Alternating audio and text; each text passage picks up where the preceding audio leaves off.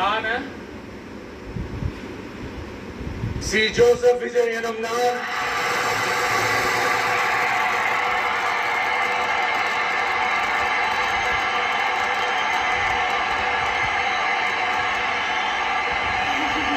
சட்டப்படி அமைக்கப்பெற்ற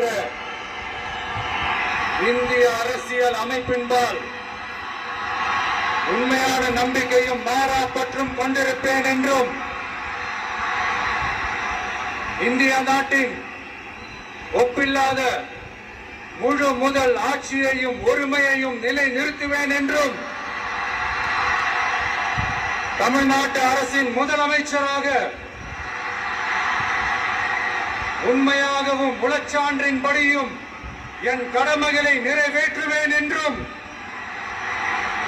அரசியல் அமைப்பிற்கும் சட்டத்திற்கும் இணங்க அச்சமும் ஒருதலை சார்பும் இன்றி விருப்பு வெறுப்பை விலக்கி பலதரப்பட்ட மக்கள் அனைவருக்கும் நேர்மையானதை செய்வேன் என்றும் ஆண்டவன் மீது ஆணையிட்டு உறுதிமொழிகிறேன்.